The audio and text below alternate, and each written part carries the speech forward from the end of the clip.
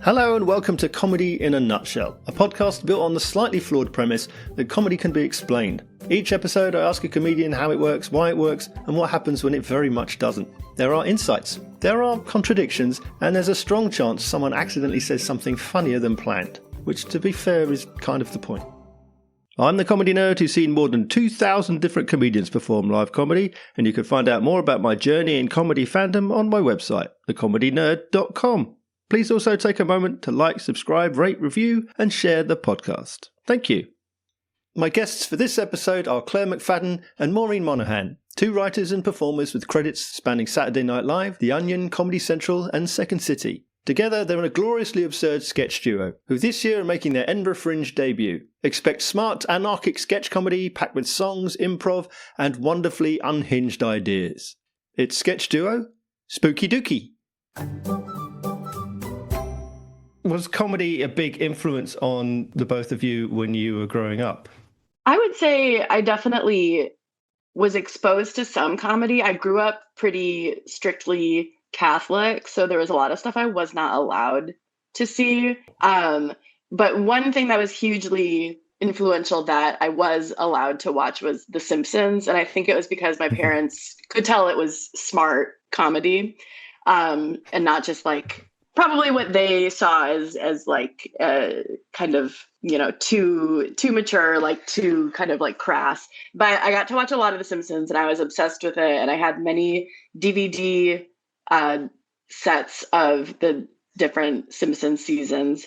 And I would watch them basically on a loop. And I feel like it kind of, through osmosis, I learned a lot about comedy. And there were so many references in The Simpsons that I would later learn what they were references to. The Simpsons was like my first exposure to the movie The Shining, for example. So it was really just like not only a comedy education through The Simpsons, but really like a general pop culture education through The Simpsons too. So that was definitely a big one for me. But it took a while for me to know and understand that comedy could be a job. And that was something that definitely came later for me. Like it kind of just sort of floated in the ether like some kind of magic that was in the air, but I didn't really know how you yourself got involved like quite yet. But there's definitely comedy was in the air when I was growing up. What about you, Claire? Similarly, I was not like, we didn't have cable, which I don't know how it works in the UK, but like cable growing up had all the channels. It had like, you could get like 12 basic channels that were like the news and probably The Simpsons. Or if you paid more, you could get like the Disney Channel and Discovery and History Channel. Anyway, so we didn't have cable and we weren't really allowed to watch TV very much. So I read a lot and had to glean things about pop culture from my friends. Like I still haven't seen Titanic. I did see The Shining, but just sort of, I'm just seeing similarities to Maureen's story. Yeah, the two big ones. I don't know how it is in the UK, but we have Titanic and The Simpsons also. It's a big ship. Yeah, don't look up what happens to it. No spoilers. It actually kind of connected our cultures, and that's what it will be remembered for. Connecting the continents, but my version of The Simpsons was Faulty Towers because we had that on, I want to say a box set, but it must have been like 2 DVDs because there's barely any episodes, but my family would watch those. So that was like my family's approved comedy. My parents were not religious. It was just like a TV rots your brain was a very common refrain in my house. So, but then of course, by high school, I learned how to torrent, which is when you illegally download things. And then I downloaded like all of The Office, and I would split screen playing Minesweeper, the computer game, and watching The Office season 1 and 2 on repeat. So it was like music to me. I also really liked Seinfeld. And I will point out that I didn't like The Simpsons. Something about cartoons I've never clicked in. Blasphemy. They're an art form just as much as Faulty Towers, Claire. But I do wonder if there's some Like, I think that the shows that Maureen and I write together are very not referential. Mm-hmm. They're sort of like not out of this world, but like a little dislocated from time, where I think it kind of makes sense that we were clawing at the fringes growing up. Yeah. And I would also say one of the things, well, I think one of the things that Claire and I have in common, actually, I know this for a fact, is that we're both from the Midwest in the US. And it's kind of like, that was definitely an influential factor for me, because one of the other sort of approved, like my parents would let me watch The Simpsons, but one thing we would consume all together was A Prairie Home Companion. I don't know how known that is in the UK, but it's Garrison Keillor's radio show that's kind of like a very Midwestern sensibility. He has this fake sort of like local news bulletin sort of show called the News from Lake Wobegon. And it's just like very kind of like has a Midwestern sensibility of like a little, you're being ignored by the rest of the country. You're kind of like designated to being flyover country. There's like a little bit of a chip on your shoulder. I feel like that comes from being from our part of the country. So that was definitely another big one. But I feel like another kind of like way that I feel The Simpsons percolating down into our comedy, for example, even though our comedy's not very referential in the way that The Simpsons is. I always really loved about The Simpsons that an episode would start out one way, and then, a few minutes, like there would be a crazy left turn, and now the episode is about this. Like what's set up at the very beginning of the episode is like never what the actual story is. And I was always so delighted by like, okay, we're setting up and they're at a baseball game. Whoa, now they're at like the candy factory, and now the episode is going to be at the candy factory. Like, it's just so, they really just had they took a lot of liberties with like following the smallest little threads of story and of comedy. And I feel like that is definitely something that we really like doing in our sketches is kind of like crazy left turns that follow like a very specific thread of something that you wouldn't maybe expect from the setup. Yeah. So what was the path that you each took then from those early days, from watching the 40,000 The Simpsons? How did comedy become an option for you, and how did you walk that path towards doing improv and sketch and then coming together? Well, speaking for myself, I never really, I was really connected to writing for a long time in my youth. And like, that was kind of what I focused on. Cause again, I hadn't really put it together that comedy could be a job. It just kind of seemed like some kind of magic that some people had access to. And like, I just wasn't really sure how it worked. And I was also pretty shy. I didn't really do much performance or comedy in like college. It took me until my senior year of college. One of my friends, for his thesis in theater, got special permission from Andy Kaufman's family to put up some of his unproduced short plays. And I was playing rugby at the time, and one of the parts was very physical because a lot of Andy Kaufman stuff is like about wrestling. If you're like familiar with like some of his shtick, wrestling is a big part of his thing. So that was kind of I got hooked in to doing this show because I was really comfortable with like flopping around on the ground for my years playing rugby. And from there, I got a little interested. The big thing was that I started working on the night staff at the Second City, which is a famous comedy institution in Chicago. Yeah. But I was like I was attracted to it because I knew about the lore of Second City. I knew it was like a huge comedy theater, and I was like very attracted to that. The job I had was like the lowest of the lowest grunts, like the basement of the bottom rung of the ladder. Like I was like basically a busboy, but also kind of a person to tell the drunk people to be quiet during the show. So it was like the kind of the whipping boy of the customers who was like, they're always like yelling at me, telling me, I can talk if I want, it's fine. Like drunk people are just yelling at you. But even though the job was really hard. You got paid extra to throw up. I got paid extra to throw up. Paid extra to clean vomit. Yeah. Yes, that's correct. There was kind of a loophole. People would vomit fairly frequently because people were getting really drunk and having a great time at these shows. And there was a loophole where our managers couldn't ask us to clean up vomit when it occurred because it's a biohazard, but they couldn't tell us to clean up vomit, but they could ask us if we would do it for $20. So that was kind of the loophole they exploited to get us to clean up the puke. But we would like kind of fight over it because none of us were making any money and we were also poor. We were like, yeah, I don't mind. Let's give me the kitty litter and like, give me my $20 and I'll just do it. Like, it was kind of like a sought after occurrence. But yeah, I mean, but the great thing was that the great perk of that job was we had to stand in the theater ostensibly to keep the drunk audience members in line, but you're watching the shows come together too. Like you're standing in the theater and watching night after night. And at Second City, they do, which Claire, I'm sure we'll talk about because she's actually done this process. It's called Process, where they build their shows from improv and from little kind of scraps of ideas. And night after night, you see them improve. So that was really eye-opening for me to see comedy come together and really kind of see how the sausage gets made. And that was an eye-opening thing for me because it was like, oh, it's not magic, it's work.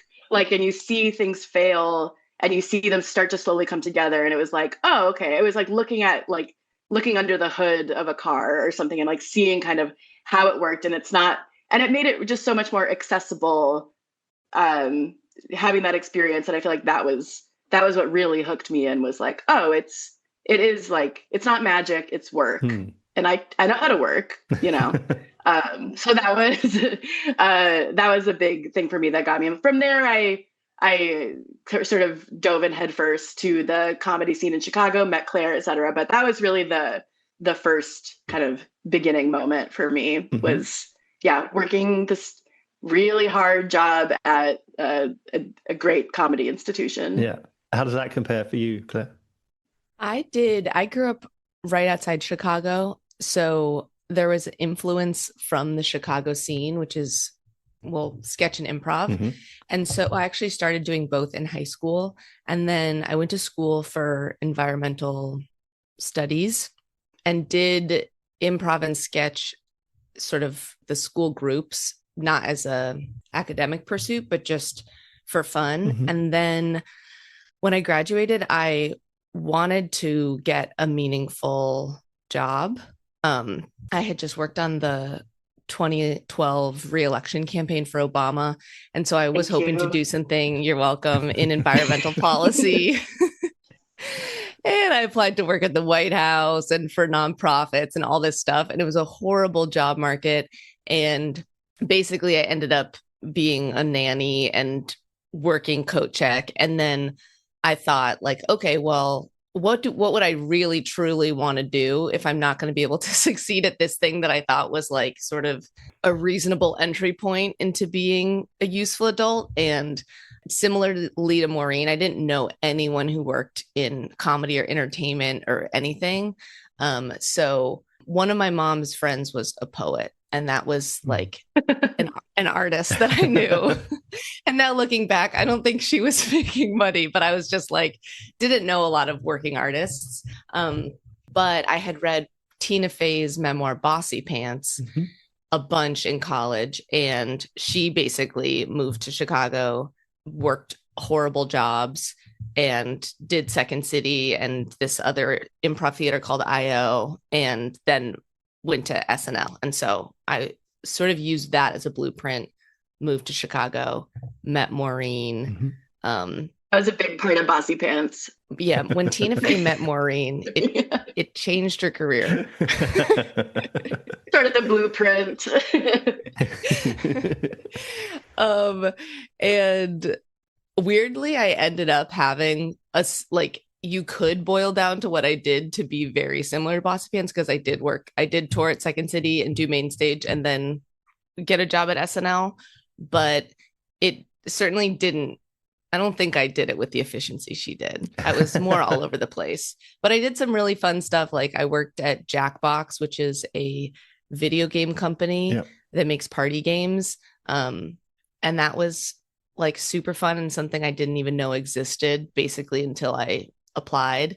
Maureen was working at the Onion for a long time, so we were kind of like doing these separate, I don't know, niche comedy jobs, but then we were putting up our shows as a duo together. Mm-hmm. And in the like 5 years that we overlapped in Chicago, I think Maureen and I did 6 shows or 7 shows. So we just wrote a lot of 2-person shows and put them up in theaters, and it was the best. Mm-hmm. So what did writing for television and for video games and all of this experience, what did you get from that to take to doing sketches and improv together on the stage? What did live comedy get from what you learned? Well, I would say our comedy really, I feel like, was able to have we were able to have a life of our own as a sketch duo and be able to put up all these shows, and it was so fun. But we were able to do that, I feel like, because of the work ethics that we both had from working comedy jobs that were like jobs that really required, I mean, I can't speak for the Jackbox Games experience, but at the Onion, it's really a boot camp of pitching, 100 jokes a day. And like, there's a ton of repetition. It's very granular. It's very like, should this comma go here, or should the comma not be in the headline at all? Is the headline better without the comma? Or maybe we should, like, it's just very, very granular. And it, I feel like, gave us both the ability to see it as something that you can take really seriously and work really hard on. And then I feel like that was able to kind of like fuel us to continue to be a comedy duo that had so much fun, but we also know how to work really hard and how to do repetition and how to take it really seriously and how to get granular when you need to and obsess over the commas when the comma feels really important, so to speak. So yeah, I think that we were able to have the experience of working really hard at like a professional comedy institution in both of our unique ways. Like, I think it really gave us the fuel to keep going and to keep scheduling rehearsals and to keep, writing new drafts, because we knew that there was a kind of a comedy work ethic that we could draw from. Yeah. I guess it's a chicken or the egg a little too, because maybe we're getting those jobs because we're both sort of Midwestern Protestant hard workers. Oh, please don't call me a Protestant, Claire. Catholic. I don't know if you know. Very different. Sectarian violence ensues. Mm-hmm. What's the division of labor then? When you're working together on your shows and your upcoming show, which we'll talk about shortly, do you write separately? Do you write together? Or does like one does part of the writing process and the other one like does the taxes or something? How do you divide the work between you? I do the taxes. Yeah. I handle the taxes. No, I think honestly, we go on a lot of walks and we kind of pitch ideas and think out loud a lot and try to make each other laugh. And I think that's really how most of our writing goes is that we just kind of like pitch back and forth, trying to make each other laugh or like kind of doing variations of an idea, just kind of like riffing back and forth. And then usually what happens is one of us is like, okay, let me go home and write a draft of this and bring it back. I think it's pretty rare that we're never really typing in the same doc, or I think it's pretty rare that we're even typing in the same room unless it's like notes or something. Yeah. But yeah, it's a lot of out loud riffing and then like retreating to write a draft, bringing it back, workshopping the draft. That's usually how it goes, yeah. I think. I was looking at when we were putting this show together, I was looking at like our mega list of scenes that we then culled down. And there were a bunch of stuff on there I forgot about that basically we do pretty often just go write something and then bring it in and say, oh, I wrote this. I haven't even told you about it. Yeah. But I think the stuff that made it into the show almost always is stuff that we talked about a bunch before someone went and wrote a draft. Yeah. So I think that sometimes we'll strike gold and one of us will just bust out a good idea, but a lot of our better stuff comes from someone having a half idea and then us talking about it. Mhm. And a couple of our ideas, like there's a sketch in our show Cool New Planet where we play, like, basically we come out like monks with chanting, and then it's revealed that we are doing a TED talk about our strategy, and we work at a boutique social media company that writes Instagram captions for celebrities,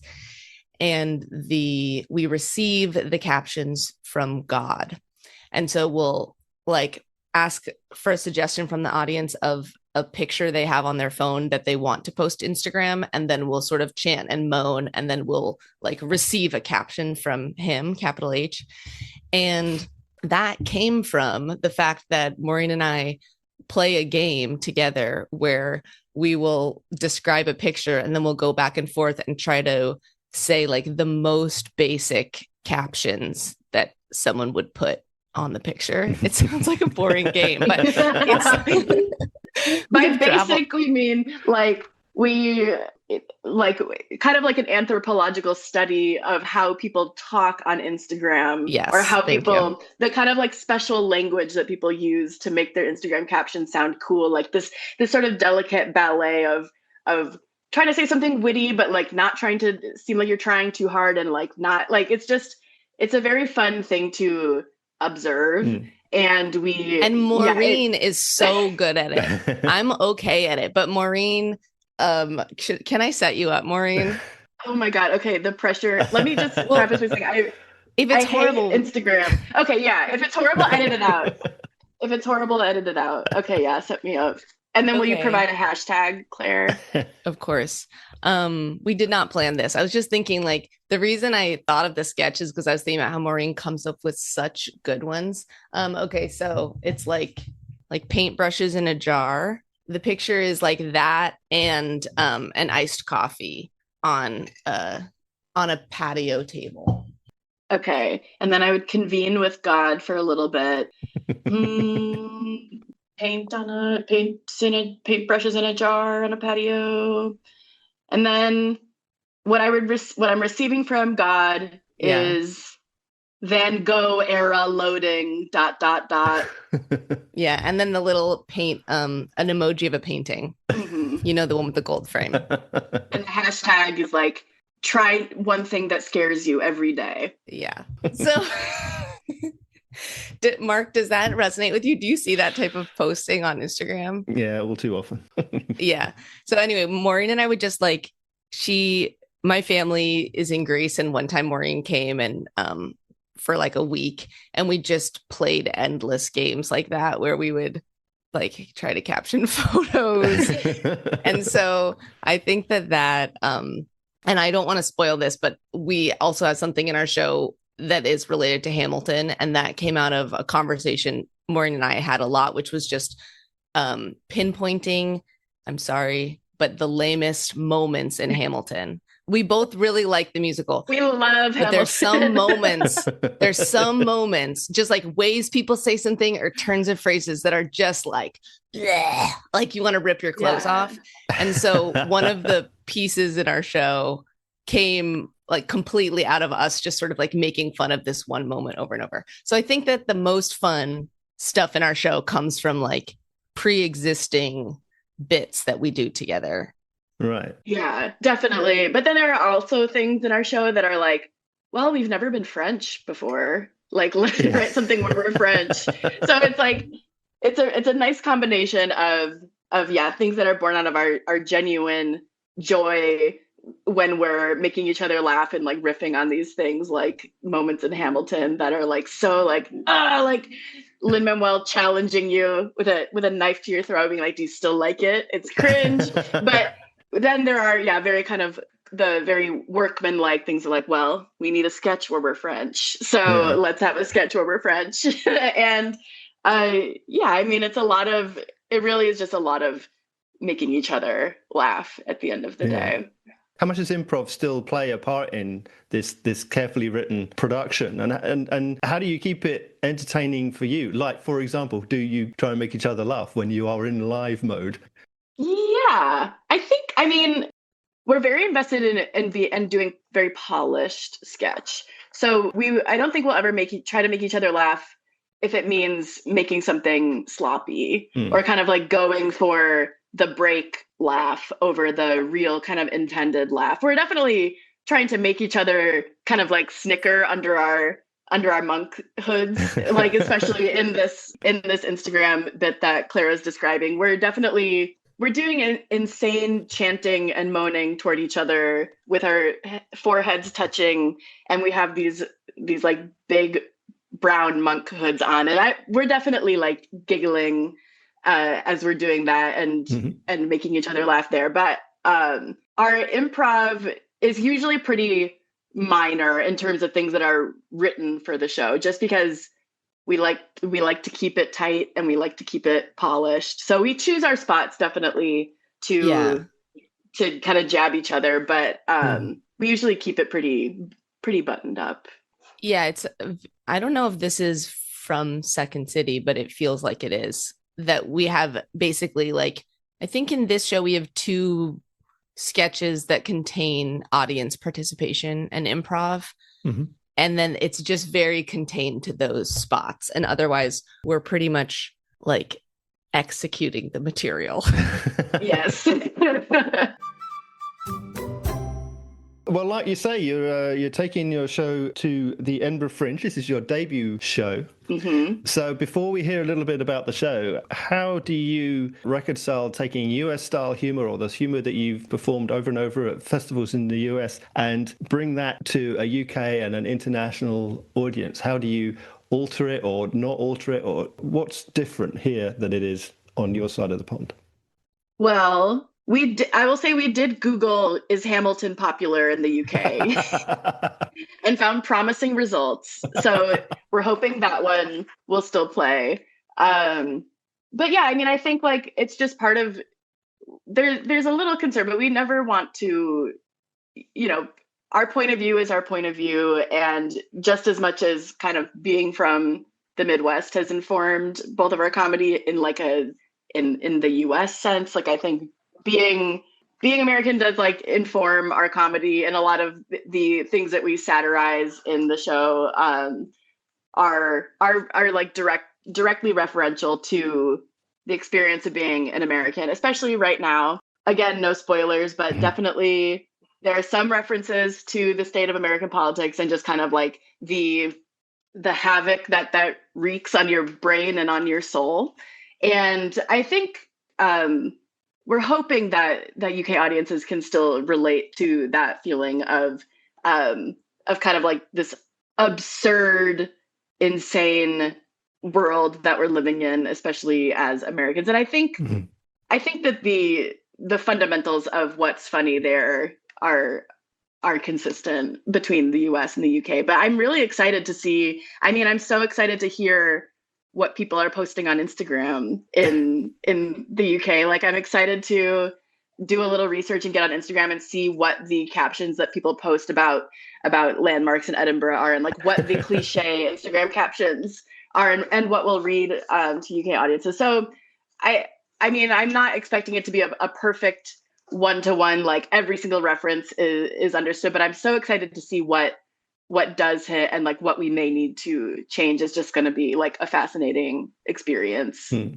I'm really looking forward to just kind of like getting to know the UK audience. Yeah, I think our plan is we just won't know what isn't gonna. I think if we have very specific references, then we've been like, oh, maybe we should change this.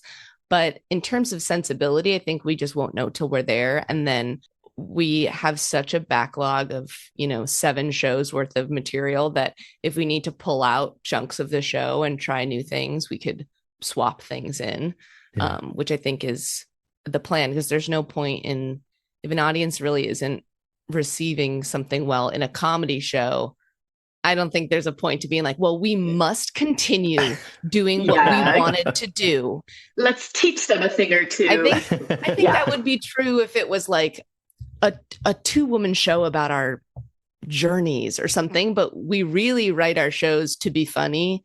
And so it's about the overlap of like what we think is really funny with what the crowd thinks is funny, basically. Mm. And I think that probably from working at different, like The Onion, Jackbox, Second City, SNL, like I think that mentality comes from there, is this thought of like, okay, I think this is really funny, but if it's not fitting what the audience for this thing likes, then there's no point in trying to like make a stand and be like, I'm gonna do it anyway. It's like, Yeah. You're building each ship for a certain journey. And so we're just gonna start pulling, I guess, Theseus's ship, hopefully not full Theseus's ship. It'll be a very British ship by the end. It just is Faulty Towers at the end. There is too much butter on these trays. They bring it back to the US and rebuild the ship. But I mean, I think we definitely, part of our MO as a group has always been, and this is something I'm pretty proud of us for, is it's never really about our personal journeys, or it's never like self-indulgent in that way. And I think we both are really on the same page about ego kind of being the death of comedy. Like if you have to kind of just be willing to bend to what the audience is responding to at all times, because if you ever think that you are better or smarter than the audience, the comedy becomes bad. Like if you are coming from a point of view of like, well, the audience is wrong, like we got to just keep pushing through and like telling our story, I don't think that the comedy is going to be as good. Like I think a really like fundamental part of comedy is the element of self-abasement, and like you just really have to let go of all ego and not be so attached to things. Yeah, that being said, we are smarter and better than our audience. Right, we just well, with all that said, the show is Cool New Planet. What is the premise? What is it all about? What would audiences expect? The premise is that we are two upstart planet designers pitching our idea for a new planet. At the beginning of the show, it's called Earth. And then we track these women who have pitched this new planet sort of as their experience as creatives sort of follows a lot of the same paths and pitfalls that being a creative here and now is like. So a lot of compromises, a lot of like, oh yeah, we can change. We'll change that. That's fine. We're not super married to that detail. So it's kind of mapping, the creative process over what if you were pitching a planet, and what if all of the things that we know about the planet Earth were not just the result of like chaos and the Big Bang and whatever evolution that's just sort of like spat out what we know as Earth today. Like what if all of those details were like things that were specifically put in as part of these two women's vision? Like we pitched that the planet has a big hole, and it's like, no, we have to keep the hole. and then so it's just kind of like following these women's attempts to make something, but the something is a planet, which will ultimately become Earth. Spoiler. And then so that's sort of a thread that goes through it, and then it's a bunch of sketches that are thematically tied in that they all take place on Earth. Well, this is one of your things, because it is a sketch show ultimately, but you do have this world building going on. So you're kind of it's stories within a story. So how do you keep that cohesive overarching theme going when you're trying to write other stories within the story, if I'm being as obscure as I possibly can? I think this is something. Oh, go ahead, Claire. We basically start with like tent poles of like, we're going to do this for the opener. We do an opening song. We have the conclusion, the closer. And then we had two sort of times that we saw the women again. And then we ended up cutting it down to one. But basically those are sort of like the tent poles. And then we built the rest of the show without worrying about it. And then as it was coming together, we sort of found ways to like thread references from the scenes into the middle and end where we meet the women again. Yeah. And sort of, I think maybe, I don't think that we ever fed the women like back into existing scenes, but we sort of like basically found ways to stitch it in, but keeping it pretty light because everything should feel organic and for the purpose of being funny and not for the purpose of like meeting a goal, that it feels cohesive. But I do think it ends up feeling cohesive. Mm-hmm. Yeah, I think, just going off of that, we definitely, when we were sort of conceptualizing the show and going on our long walks and riffing back and forth to each other about this premise, we could recognize right away that it could be easy to fall into the trap of like making sure everything makes sense, like conceptually. Like it is a sort of high concept premise that we're these two women who kind of exist outside of time. We're pitching a planet, which is on its own kind of a high concept sort of idea. So we really tried to mitigate any sort of getting caught in the quagmire of like, does that make sense? Does it like, do we need to explain that this like thing came first and then this thing came after? Like we sort of tried to mitigate that by, like Claire said, just focusing on what is funny and having everything be in service of a joke rather than in service of the high concept idea. And just kind of trusting that the audience will get it because they're laughing. It's not really about like breaking their brains with this like what if a planet was pitched by people and like imagine if you will. Like we kind of trust that the audience gets it enough to laugh, and I think not getting bogged down in the logic too much is how we've been able to build the show that has this high concept kind of premise, but is also just like, don't worry about it, just laugh. Like just listen to what we're saying and laugh, and don't worry about the concept too much. But the concept is logical and does make sense. Yeah, I'm just saying we don't over explain it.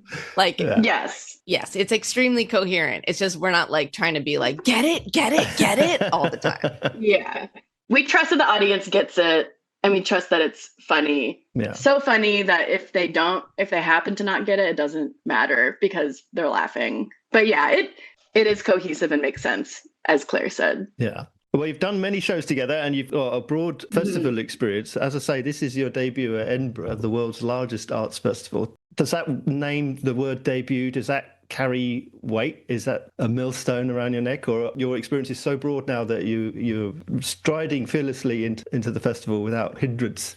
What do you think? Is it exciting? Is it daunting? We're so excited. I've done improv at the festival a couple times and just totally love it. I love seeing shows and the energy of it, and have wanted to bring a show from Spooky Dookie. And Maureen and I started at Chicago Sketch Fest, which was a really fun comedy sketch festival. And we totally would just see like 15 shows a day and waltz around. And so, I mean, I think we'll have to cool it a little bit and pace ourselves, maybe only a couple shows a day, but we're gonna hit the town. It's gonna be so fun.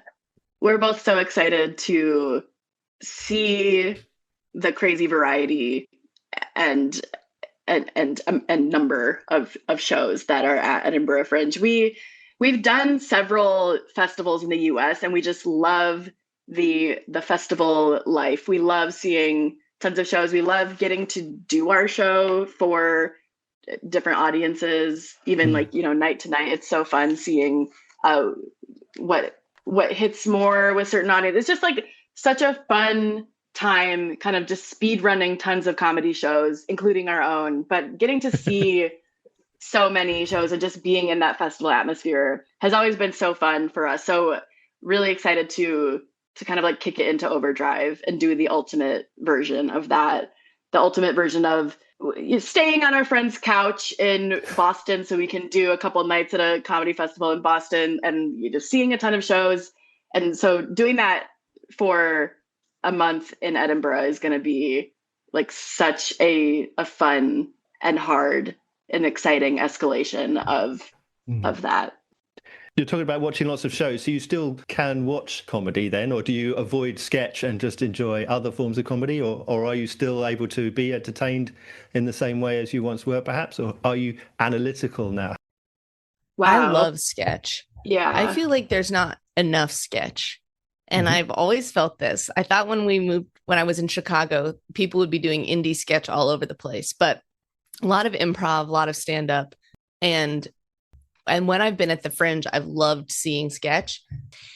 And one thing I am really excited about is that Maureen, I mean, this is probably self-evident because everyone writes what they want to see, but we really write, like, I would love to see a Spooky Dookie show because that's exactly the type of sketch I like. Like, I like high premise, really surprising stuff, really tight. And sometimes I feel like one of my main criticisms of sketch shows is that they're sloppy and they're not tight enough. Like, there's not enough jokes, and they're not sort of like that the premises are weak and there's not enough surprise. And so I feel like I still love seeing sketch. And when things really like pop and are exciting and like well thought through, it still really excites me. Yeah. So I can still totally just sit there and enjoy it. I think that when a show crests past the point where I'm like, oh, this is really good, then I'm not analyzing. But when things are sort of slow and bad, then I am extremely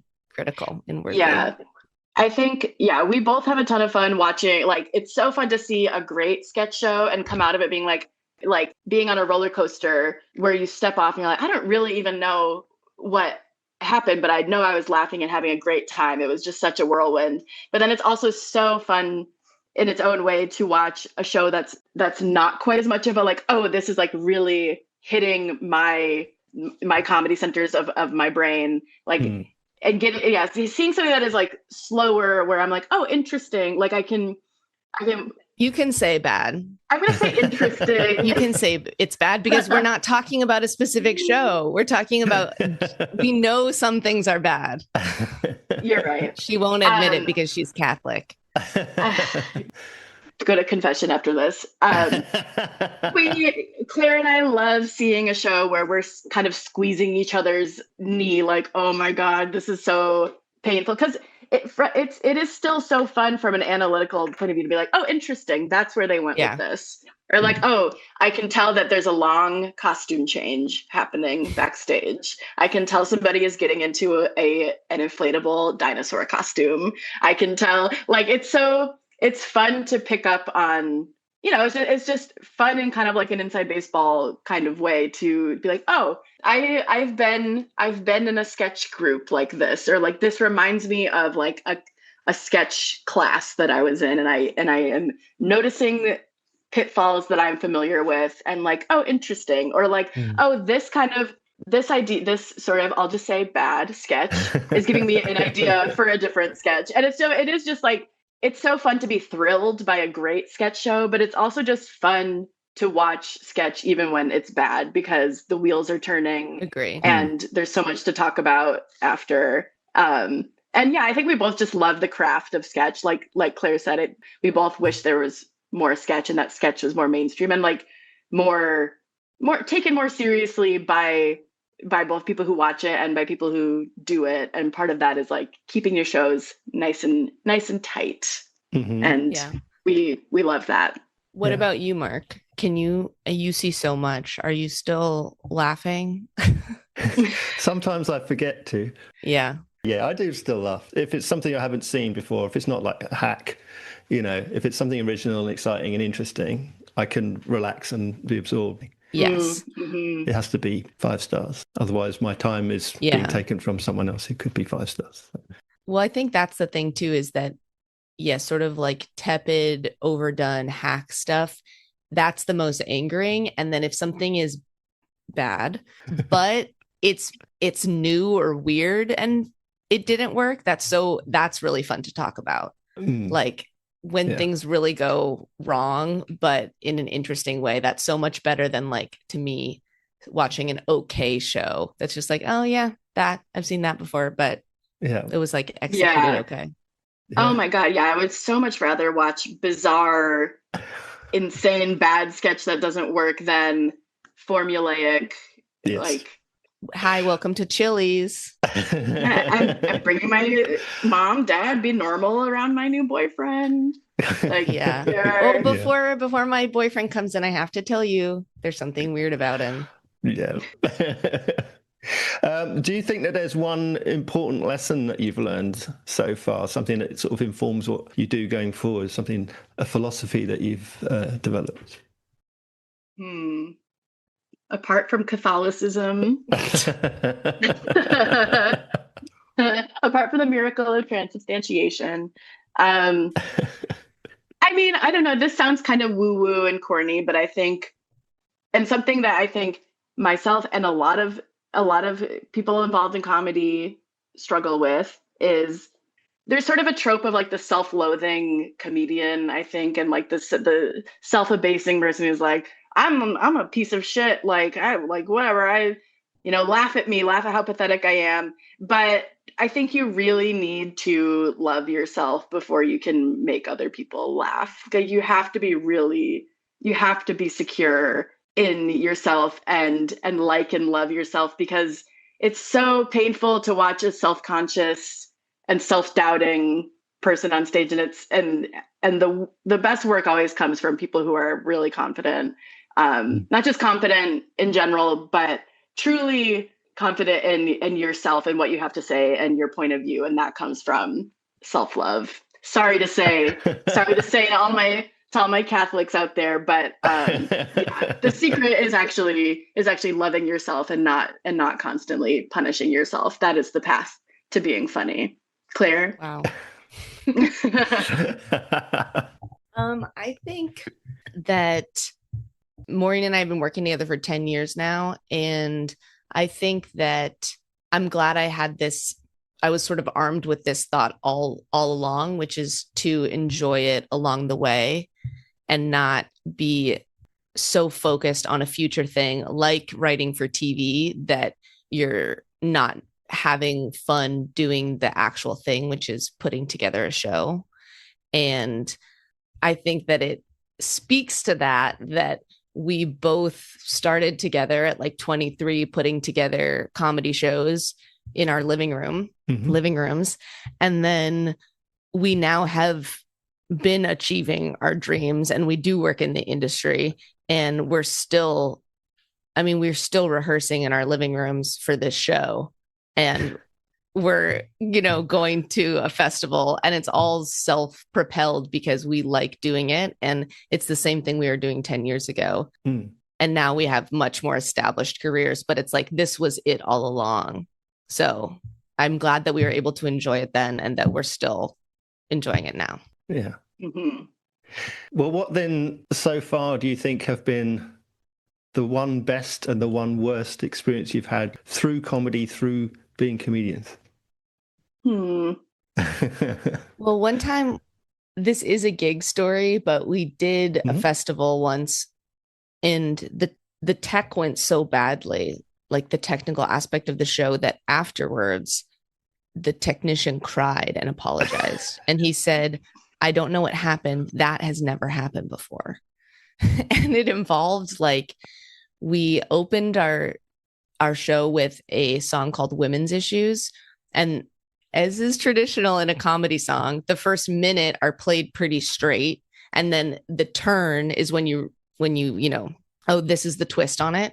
So this was probably like 2018. So it was a feminist anthem where we were setting up like, women don't have enough power, like kind of Katy Perry style feminist anthem. And then we got to the beginning of the chorus, which was us just saying women's issues like twice. And that also happens to be the last lines of this song. And so the tech just blacked it out there.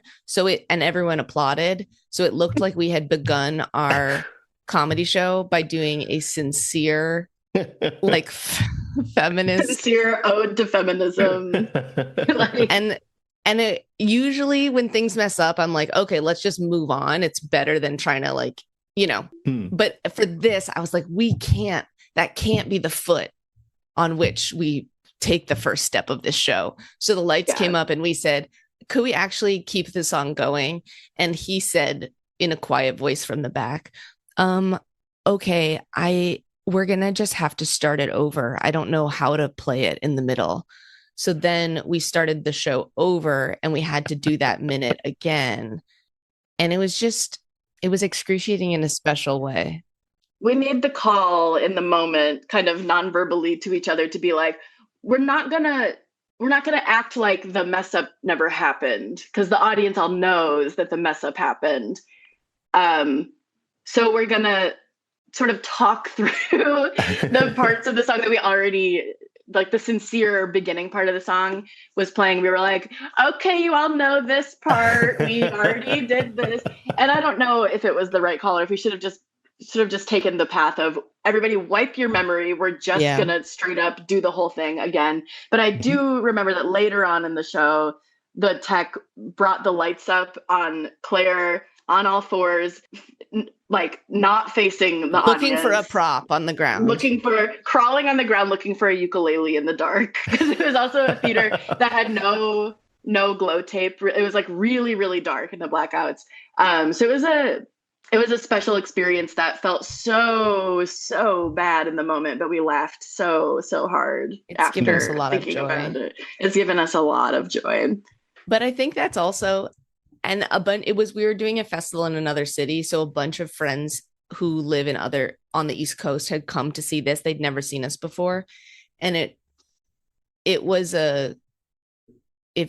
all fits nicely into the lesson of like just grinning and bearing it after a performance and not self-deprecating, like what Maureen was saying, and not going, okay, it went so bad, you guys, it's usually so good, you have to see it. You just go, thank you so much for coming. Thanks for putting up with that. Yeah. Thank you. And they say good show and you go, thank you very much. And you just try to move on versus like sort of making other people tell you it was okay and tell you, no, it wasn't that bad. Just sort of like grin and bear it, suck it up. Yeah. Mm-hmm. Yeah. I remember there was also at the same festival, The Onion was doing a panel. So it was a lot of my Onion coworkers who were very, very new to me at the time. And they all came to the show, which was very nice. And one of them afterwards, I was like, thanks for coming. Kind of like with a little bit of a cringe, but like a grinning and bearing. I'm like, thanks tear. so much for coming. Yeah, tears welling in my eyes. Thank you. My teeth gritting.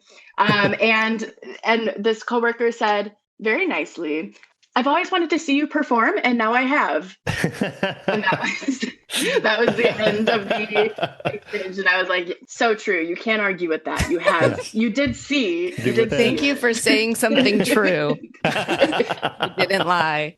What about the other side of the coin? What about the best thing so far? Yeah, something great. I think one of the best things for Spooky Dookie has been doing festivals, because doing a bunch of shows in Chicago, a similar crowd would come, and then we would go do a festival in Austin or San Francisco, and just having people have a good reaction and be like, oh my God, where did you come from, was so fun and satisfying, because we're kind of like our friends and family and community were sort of like used to Spooky Dookie. So it was cool to get a reaction, basically. Yeah. Yeah.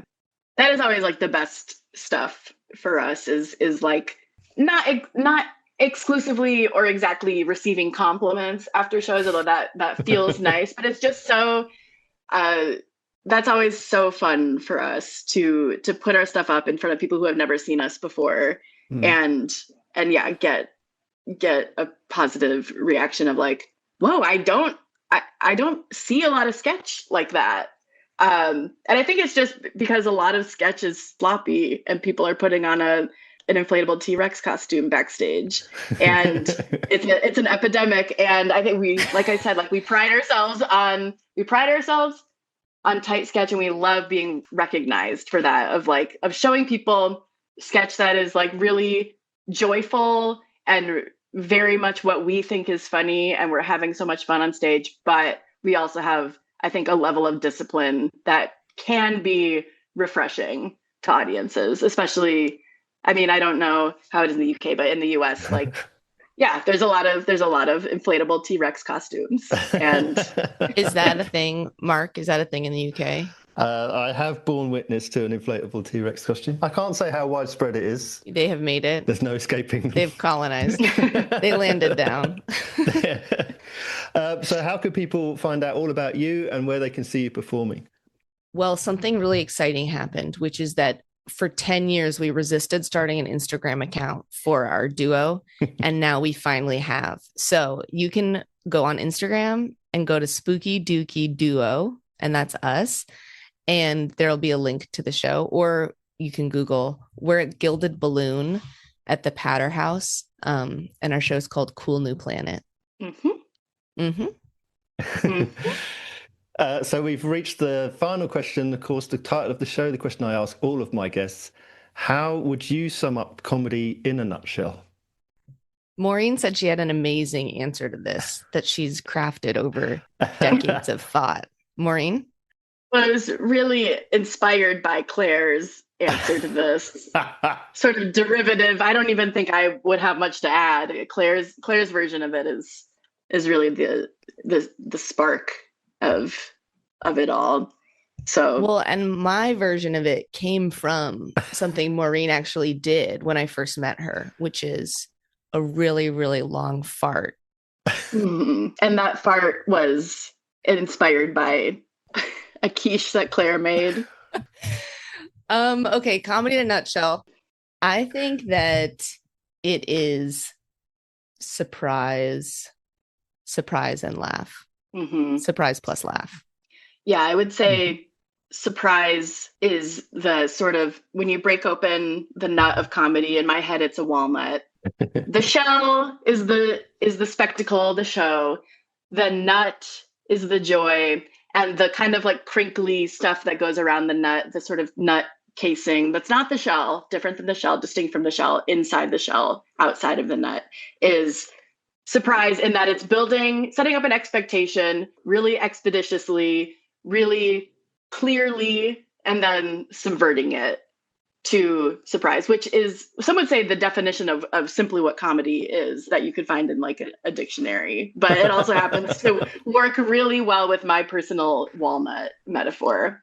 The joy that comes from being surprised and being so sure of what you're seeing, and then having that certainty totally upended to your delight. Maureen, Claire, thank you so much for being my guest today. I really appreciate it. Thank you. Thank you. This is so fun. Thank you. It was great talking to you, Mark. Thank you so much for having us.